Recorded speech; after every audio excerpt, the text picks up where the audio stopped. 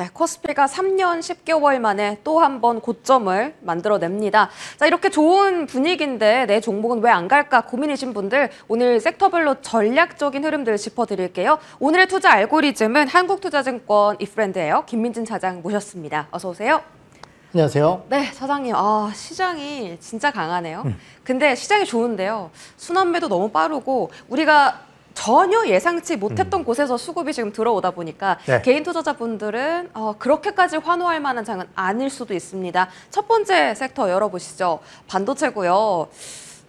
반도체 종목들이 강합니다. 하이닉스 위주로 올라가고요. 네. HBM 키워드 아는 종목들 상승하고 있습니다. 일단 지금 하이닉스의 그 탄력도가 너무 좋다 보니까 그렇죠. 이쪽으로만 포커스를 집중해야 될까 싶은데 사실 지난주부터 얘기 나왔던 게 네. 다음 주도 섹터의 주도 종목은 삼성전자가 될 거다. 코스피가 가려면 어쩔 수 없이 삼성전자 주가 올라야 된다. 네. 뭐 이런 얘기도 있었는데 그래도 여전히 하이닉스만 봐야 되는 건가? 지금 흐름이 어떻습니까? 사실 이제 지난번 이 시간에 나와서 이제 이런 말씀을 드렸었던 것 같아요. 반도체 섹터가 둘 다 괜찮다. 결국 이제 삼성전자 같은 경우는 2분기 실적이 뭐 이번에 발표가 되긴 했지만은 2분기 실적에 대한 저점 가능성 거기에 대해서 결국은 이제 3분기는 2분기 대비해서 훨씬 더 실적이 좋아질 것이거든요. 이러한 부분들에 따른 실적 인식, 저점 인식과 함께 반등이 나올 수도 있겠지만은 그럼에도 불구하고 우리가 반도체주를 본다라고 한다면 단기적으로는 SK하이닉스를 봐야 된다는 말씀을 드렸었던 것 같습니다.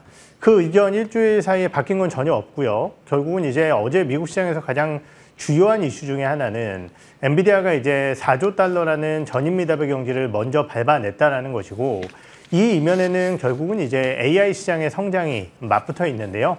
냉정하게 얘기해 봤을 때 이번 삼성전자의 실적이 왜 안 좋았을까를 추정해 보면은 결국은 DS 부분의 실적이 예상보다 훨씬 더 덜 나왔고요. 그 DS 부분의 실적이 안 좋았었던 두 가지의 이유는 하나는 만들어놨던 HBM을 못 팔아서 두 번째는 파운드리 쪽에서의 일회성 손실 이 두 가지입니다.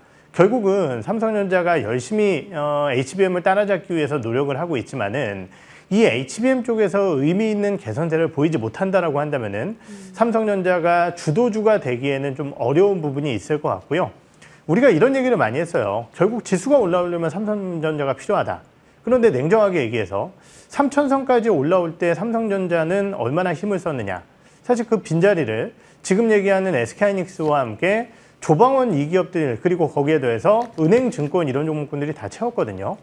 물론 외국인들의 자금이 유입되면서 고점을 돌파하는 시장이라고 한다면은 당연히 삼성전자가 그 시장만큼 혹은 패시브 이상만큼의 수익률을 거둘 수 있습니다. 근데 지금 시장 흐름을 살펴보게 되면은 외국인들의 매수세가 유입돼서 주가가 올라온 시장 전혀 아닙니다. 수급 흐름을 지난 만기일 이후만 놓고 살펴보셔도 외국인들의 수급은 오히려 마이너스를 찍고 있어요. 그렇기 때문에 우리가 패시브 자금이 유입되면 삼성전자가 자연스럽게 시장의 주도주가 되는 그 상황이 지금 아니다라고 우리는 시장을 이해해 봐야 될 것 같습니다. 진짜 지난주와 전혀 다름없는 답변을 해주셨고요. 여전히 하이닉스 중심의 시장이 될 것이다. 시장이 아무리 더 잘 간다 한들 삼성전자 패시브 자금이 들어오기에는 좀 기초 체력이 더 삼성전자가 올라와야 할 것 같아요. 조금만 더 희망 회로를 돌려볼까요? 삼성전자가 만약에 그 하반기 9월에 콜테스트 통과한다 라고 하면 사실 지금이 매수 적기일 수도 있잖아요. 그렇죠. 막 증권가에서 그런 소문은 없나요? 뭐 콜테스트 이번에 진짜 통과한다 이런 소문 없어요? 사실 이제 그 내용은 지금 우리 한 1년 반, 2년 기다렸잖아요. 네. 된다. 네. 되기 전까지는 함부로 뭐 제가 얘기할 만한 내용은 아닌 것 같고요. 다만 이제 기대 요인이라고 한다면은 이번 이제 HBM4 쪽에 삼성전자의 공정 자체가 이제 일시 공정을 쓴다라는 부분이고요. 다른 기업들 같은 경우는 이제 일비 공정을 사용을 하는데 삼성전자가 HBM3와 3E라고 하는 각각의 이제 세대에서 다른 기업들보다 뒤처질 수밖에 없었던 이유는 1A 공정을 가지고 무리하게 이제 제품을 만들어내기 위한 노력을 했기 때문이다라는 분석 자료들이 좀 있는 것 같습니다. 새로운 공정을 사용하는 상황이기 때문에 이러한 부분 쪽에서 뭔가 가시적인 성과를 거두게 된다라고 한다면은 당연히 삼성전자 쪽에 대한 포커스는 더욱더 맞춰질 가능성이 있다라고 판단을 하지만은 사실 우리를 워낙 오랜 기간 동안 속였기 때문에 네. 그 기대감만 가지고 주식을 사기는 좀 어려울 것 같고요. 다만 이제 아까 말씀드렸듯이 삼성전자가 외국인의 패시브 자금이 유입되면서 주가가 가는 경우가 있다라고 말씀을 드렸죠. 외국인들의 수급이 아직까지는 제한적인데요. 우리가 이제 달러와의 약세가 추가적으로 이어질 것이다라는 기대감이 반영이 되면은 그때는 외국인의 수급이 달라질 수 있습니다. 그러기 위해서는 결국은 이제 연준 내부에서의 금리 인하에 대한 공감대라든지 이런 것들이 조금 더 확실하게 드러나게 된다라고 한다면은 삼성전자 내부의 변화는 잘 모르겠지만은 외국인들의 수급과 함께 삼성전자 쪽에 포커스를 맞출 시점이 올 것이다. 이렇게 판단을 하고 있습니다. 네, 알겠습니다. 그 시기가 언제가 될지 모르지만 일단은 하이닉스 중심으로 보자라는 말씀이시고요. 자, 소부장으로 넘어갈까요? 오늘 뭐 미래반도체, 넥스트칩 여러 가지 종목들이 강한데 이수페타시스가 역사적 신고가를 경신해 버렸더라고요. 6만 원을 넘겼습니다. 늘 등락을 좀 반복적으로 보이면서 투자자들의 마음을 불안하게 했던 종목인데 오늘 신고가 돌파한 거 의미 있습니까? 사실 이 기업도 밸류에이션상으로는 싼 기업이 아니긴 하거든요. 그런데 이제 우리가 과거 SK하이닉스가 HBM 이벤트와 함께 주가를 끌고 갔었던 몇몇 소부장 기업들이 있습니다. 대표적으로는 한미반도체, 그리고 이스페타시스, 지금 얘기하는 뭐 이오테크닉스라든지 아니면은 파크시스템즈, 주성엔지니어링, ISC 이런 기업들이 이제 대표적인 기업이 될 것 같은데요. 해당 기업들이 지금 당장에 뭐 SK하이닉스의 매출 비율이 얼마다 이런 것들까지 자세하게 말씀드리긴 어렵겠지만은 결국은 이제 SK하이닉스가 올라올 때 이런 종목군들 위주로 시장의 수급이 쏠릴 가능성이 있다는 것이고 해당 기업들이 조금 더 다른 기업들보다 높은 밸류에이션을 받는 가장 큰 이유는 결국은 첨단 혹은 선단 공정이라고 일컬어지는 해당 IDM 업체들의 투자가 집중되는 상황 속에서 그 제품을 납품할 수 있다는 부분 때문입니다. 그렇기 때문에 이런 것들을 고려해 봤을 때 오늘 이제 뭐 이러한 장비주들의 상승 뭐 눈에 띄고요. 여러 차례 말씀드렸듯이 뭐 SK하이닉스와 같이 움직였었던 장비주들 같은 경우는 엔비디아발 이벤트가 나올 때는 항상 주시를 해야 된다. 이렇게 정리를 해봐야 될 것 같습니다. 알겠습니다. 자, 그러면 긍정적으로 보셨는데요. 오늘 소부장단 강하잖아요. 네. 차장님의 선택은 어때요? 하이닉스랑 소부장 같이 살까요? 아니면 소부장만 좀 더 들고 있을까요? 아니면 하이닉스만 대장으로서 갖고 있을까요? 네. 여러 가지 옵션이 있습니다. 사실 뭐 내가 돈이 엄청 많다면은 다 사고 싶어요. 예, 비중을 좀 조절해 가면서 반도체 쪽에서 IDM과 소부장을 같이 가져가는 것도 하나의 이제 모멘텀이라고 좀 판단을 합니다. 하지만 이제 우리가 반드시 생각해 봐야 될 부분은 결국은 SK하이닉스가 밀리게 되면은 다른 소부장도 밀릴 가능성이 첫째는 있다라는 것이고 두 번째로 SK하이닉스가 밀리더라도 그 영향을 적게 받을 기업을 찾아야 된다는 부분인데 그러한 측면에서 그래도 최근에 주가가 좀 좋았었고 SK하이닉스가 밀리더라도 차별화돼서 움직일 수 있을 만한 기업은 개인적으로는 파크시스템즈라는 기업, 아직도? 그렇죠. 파크시스템즈라는 기업하고요. 그리고 이제 최근에 좀 올라오기 시작을 했는데 니노공업 이런 기업들 같은 경우는 사실 SK하이닉스발 이벤트는 크지 않을 거다라고 저는 판단을 하고 있고요. 거기에 더해서 뭐 여러 가지 이제 종목군들이 있지만은 이 두 개의 기업과 함께 이스페타시스는 사실은 이제 뭐 소부장이라고 하기엔 좀 애매하지만은 그래도 엔비디아가 올라오고 SK하이닉스가 만에 하나 좀 주가가 빠지더라도 그 영향을 좀 적게 받지 않을까 이렇게 판단을 하고 있습니다. 하이닉스가 떨어질 때 개별적인 힘으로 버텨줄 수 있는 종목들을 사야 된다. 라는 말씀이시고 저 하나만 더 여쭤봐도 돼요? 오늘 강한 넥스트칩, 뭐 이오테크닉스, 미래반도체 이런 종목들은 뭐 왜 개별적으로 더 강한 거예요? 사실 이제 관련주들에 대한 상승 이유를 뭐 면밀하게 하나하나씩 다 찾기에는 분명히 좀 어려운 부분이 있을 것 같아요. 아까 말씀드렸지만은 반도체 섹터 내에서 오늘은 전반적으로 시세가 나고 있는 상황 속에서 아무래도 이제 개인 투자자들이 좀 좋아하는 기업이라든지 이런 쪽으로 시세가 쏠리고 있는 게 아닌가 이렇게 판단을 해봐야 될 것 같습니다. 수급 쏠립니다. 알겠습니다. 반도체 정리해 볼게요. 자, 다음은 저희 바이오를 또 안 볼 수가 없겠습니다. 오늘 외국인이 제일 많이 사는 종목 삼성 바이오로직스고요. 그 의약품 관세를 뭐 유예하겠다, 1년 이상 유예하겠다 이런 말이 나왔습니다. 관세 때문에 눌려있던 삼성 바이오로직스가 움직이는데요. 그 단발성 움직임일까요? 실적도 좋고 뭐 다 좋은데 손이 잘 안 갑니다. 네. 저는 사실 2분기 약간 걱정을 했던 것이 이제 환율 하락을 약간 걱정을 했습니다. 삼성바이오로직스의 실적이라는 것은 아무래도 이제 환율과 연동되어 있기 때문이죠. 하지만은 삼성바이오로직스의 이번 2분기 실적은 절대적인 숫자보다는 저는 이제 그 이후에 회사의 발표 내용이라든지 이런 것들이 훨씬 더 중요하다고 판단을 하고 있는데요.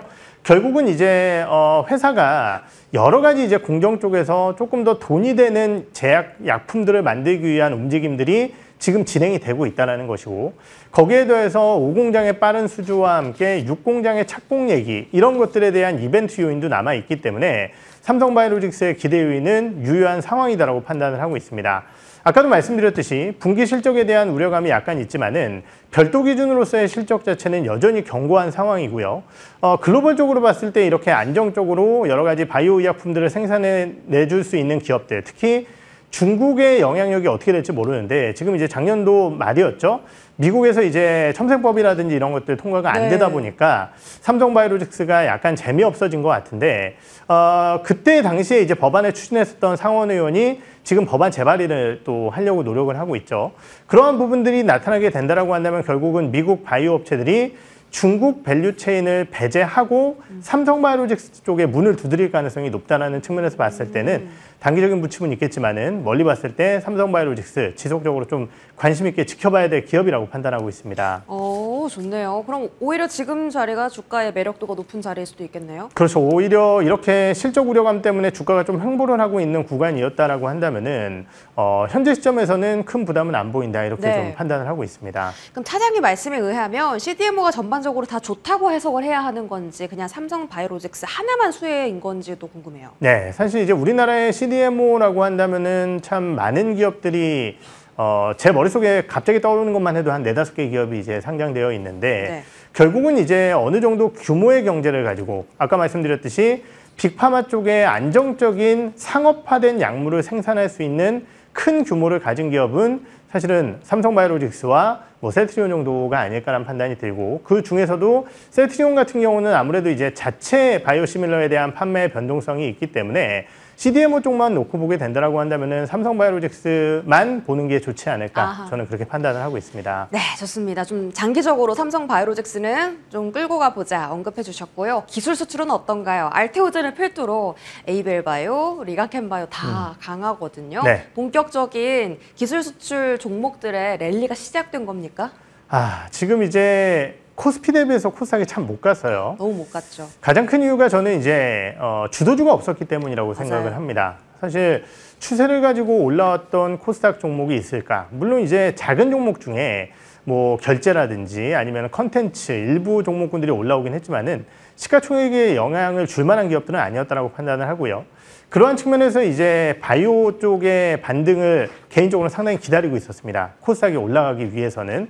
그런데 이제 오늘 알테오젠이 신고가에 대한 도전이라든지 그리고 그 외에 뭐 여러 종목군들이 좀 반등을 하게 되면서 움직임을 만들어내고 있는데 불안 요소는 분명히 있다고 판단을 해요. 왜냐면은 개인들의 수급 주체가 사실은 코스피 쪽으로 많이 이동해 있기 때문에 코스닥이 얼마나 매력도를 가지고 그 개인들을 다시 불러일으킬 수 있을지를 모르기 때문에요.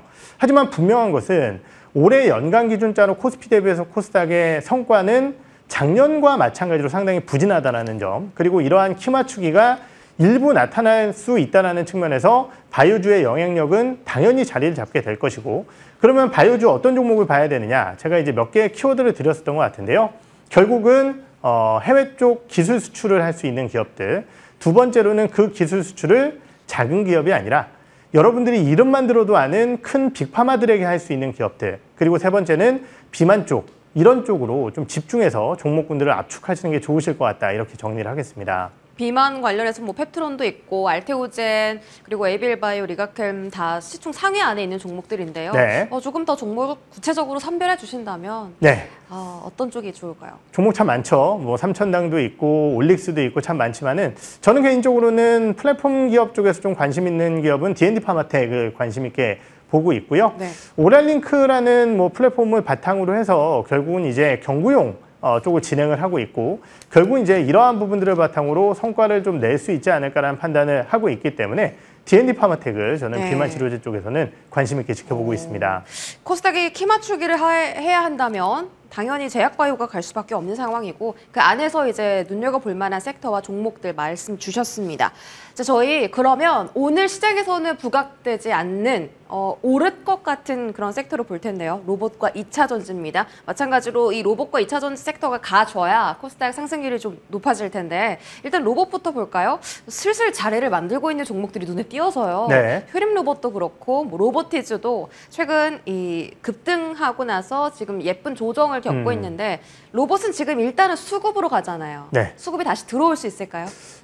로봇 섹터 전체는 저는 좀 어렵다라고 판단을 하고 있습니다. 가장 큰 이유가 뭐냐면은 지금 시장에서 이제 주도를 하는 성장 섹터는 시장의 변화. 그런데 이제 로봇주도 시장의 변화에 시대의 요소를 타고난 기업들이긴 해요. 그런데 두 번째로는 결국은 대체를 할 수 없는 밸류 체인을 보유하고 있다. 특히 중국 쪽과의 경쟁에서 상당한 기술력 우위라든지 아니면 적어도 대등한 관계로서 수주 경쟁력을 보유한 섹터가 주가가 좋다라는 거죠. 그것이 이제 조방원이라고 좀 표현을 할 수 있을 것 같고 그런 상황 속에서 사실은 로봇주들에 대한 전략을 어떻게 펼쳐야 되느냐. 우리나라 로봇 관련주들이 과연 해외 쪽 로봇 관련주들 대비해서 얼마나 강점을 보유하고 있느냐. 사실 잘 모르겠습니다. 특히 휴머노이드라든지 이런 쪽에 대한 개발 여력 참 열심히 하고 있는 상황이지만은 상장사 쪽에서 다른 경쟁 국가라고 할 수 있는 일본이나 미국, 독일 이런 데 대비해서 우리나라의 휴머노이드가 잘하고 있다, 우리나라의 로봇이 잘하고 있다, 사실 잘 안 보이거든요. 그러다 보니까 결국은 로봇 섹터 전반적으로는 좀 어려울 것 같은데 이 부분은 하나 생각을 해야 될 것 같아요. 아까 말씀드렸듯이 결국은 글로벌적으로 중국의 공급망을 배제한다라고 했을 때 그러한 부분 쪽에서 중국이 잘하는 부품을 우리나라도 만들어내는 몇 개의 기업들이 있겠죠. 그러한 측면에서 봤을 때 결국은 이제 액추에이터라든지 이런 쪽에서 국산화와 그리고 이러한 부분들에 따른 성과와 양산까지 이뤄낼 수 있을 만한 기업들의 관심도가 높아지고 있고 그것이 결국은 아까 말씀 주셨던 로보티즈나 이런 기업들이 그 이슈 때문에 가는 거다 이렇게 판단을 하고 있기 때문에 정말 소수의 종목군들 그리고 아까 말씀드렸던 휴머노이드 부품 밸류 체인에 집중하고 있는 기업들 이런 기업 쪽에 포커스를 맞추셔야 될 것 같습니다. 좋습니다. 로봇주 선택하실 때 좀 고려해야 될 부분이 많은데 전반적인 로봇 섹터에 다 수급이 들어오는 게 아니라 액추에이터라든지 휴머노이드 로봇 부품 쪽으로 시선을 돌려야 한다라고 말씀 주셨고요. 저희 그럼 2차 전주도 한번 볼게요. 일단 가장 큰 고민이 그 미국의 전기차 보조금 폐지라는 엄청난 리스크가 있고 실적 회복도 아직은 좀 더딘데 최근에 또 LG 엔솔이 AMPC 제외하고 흑자 전환해서 조금 실적이 바닥을 찍었나라는 기대감은 들거든요. 일단 이쪽에 대한 투심 회복은 언제 이루어질까요? 네, 사실 2차 전지 아직이라고 좀 판단을 하고 있습니다. 다만 이제 제가 최근에 이제 매일매일 좀 체크하는 데이터 중에 하나가 중국 공업협회 제가 이제 정확하게 사이트는 기억이 안 나는데 그쪽에서 이제 매일 탄산 리튬 가격하고 배터리 리튬 가격을 좀 표시를 해주거든요. 최근에 좀 올라오고 있습니다. 그래서 이러한 부분들은 기대 요인이라고 판단을 하는데 단기적으로 그러면은 LG에너지솔루션이 지금 실적이 좋았기 때문에 3분기에 개선되는 거냐? 지금 상반기 같은 경우는요, 우리가 흔히 얘기하는 풀인 수요라는 게 굉장히 강하게 작용을 했습니다. 관세 우려라든지 전기차 배터리 쪽에 대한 여러 가지 보조금이 좀 끊기기 전에 제조를 많이 해놨다는 거죠. 그런 상황 속에서 늘어난 실적이기 때문에 오히려 3분기, 4분기 같은 경우는 실적의 감익 가능성도 있거든요. 그런 것들을 고려해 본다라고 한다면은 아직까지 배터리주들에 대한 투심이 완전하게 회복되지는 않았다. 다만 아까 말씀드렸듯이 탄산리튬 가격이 좀 올라가는 중국 내에서의 원자재 가격이 올라가는 모습을 계속 이어가게 된다라고 한다면은 그때는 조금 더 확신을 가지고 배터리주들에 대한 타이밍을 말씀드릴 수 있을 것 같습니다. 네, 역시나 2차 전지 섹터 질문 드릴 때는 언제나 리튬 가격을 말씀해 주시는데 최근에 소폭 반등하고 있다. 조금 더 추이를 지켜보시죠. 자, 저희 조선 방산 마지막으로 챙겨드리겠습니다. 방산이요, 강합니다. 그 LI진엑스원이 지금 3일 동안 한 15% 반등했고요. 방산은 주가가 많이 올랐잖아요. 근데 리레이팅 되는 거예요, 지금? 왜 이렇게 잘 가죠? 이미 뭐 밸류에이션 리레이팅은 거의 뭐 한 25배, 30배 수준까지 올라왔기 때문에 상당 부분 진행이 됐다라고 판단을 하고 있고요. 결국 이제 유럽 방산 업체들의 밸류에이션 근처까지 올라왔기 때문에 밸류에이션으로 더하기는 어려울 겁니다. 그렇다라고 한다면 이제 두 번째는 실적을 얼마나 만들어낼 수 있을 것이냐가 주가를 끌어올리는 가장 큰 단초가 될 수 있을 것 같은데요. 그러한 측면에서 지금 현대 로템이라든지 이런 기업들 같은 경우는 아무래도 올해 실적에 대한 기대감이 유효하기 때문에 조금 더 안정적이라고 판단해 볼 수 있을 것 같고요. LIG 넥스원 같은 경우는 뭐 잘 아시다시피 지난주였나요? 지지난주였나요? 이제 한번 급락을 했었죠. 용기 있는 모 증권사의 이제 중립 의견과 함께 주가가 이제 급락을 했었기 때문에 이에 따른 반발 매수가 나타나고 있고 어제 이제 또 모 증권사에서 또 반대 용기 있는 매수 의견을 용자들이 많네요. 그렇죠 하셨습니다. 지금 이제 이 회사의 천공투가 올해와 내년도에 매출 업사이드를 5천억 가량 만들어낼 수 있다라는 얘기를 했고요. LIG 넥스원 같은 경우는 다른 기업들 대비해서 절대적인 실적치가 조금 약한 기업입니다. 그렇기 때문에 실제적으로 이렇게 실적 업사이드가 있다라는 혹은 있을 수 있다라는 보고서 자체가 주가에 더 큰 영향을 끼치는 게 아닌가라는 판단을 하고 있고 저 방산주 여전히 긍정적으로 좀 판단을 하고 있습니다. 그럼 방산주를 뭐 대장만 보시나요? 아니면 뭐 부품단도 같이 보시나요? 저는 뭐 아무래도 이제 진짜 제품을 만들어내는 기업들만 보고 있는 상황이고요. 뭐 여러 차례 말씀드렸듯이 장기적으로 봤을 때 저는 개인적으로는 LIG 넥스원을 가장 좋게 보고 있습니다. 그들의 무기 체계가 상당히 좋다라고 판단을 하고 있고 단기적으로 봤을 때는 현대로템이 조금 좋지 않을까 이렇게 판단을 하고 있습니다. 야, 방산을 여전히 긍정적으로 보시는군요. 조선은 어떻게 보십니까? 조선도 최근 수급이 좀 들어오잖아요. 네, 조선은 아무래도 이제 수주 소식들이 좀 나오면서 종목군들의 모멘텀을 건드리고 있고 여러 차례 말씀드렸듯이 조선주들은 발표되는 실적보다는 수주 소식이 중요하다고 언급을 드렸습니다. 특히 이제 올해 상반기에 수주가 워낙 부진했었는데 그래도 7월 달 초에 FLNG라든지 이러한 섹터 내에서의 긍정적인 수주 소식이 나왔고요.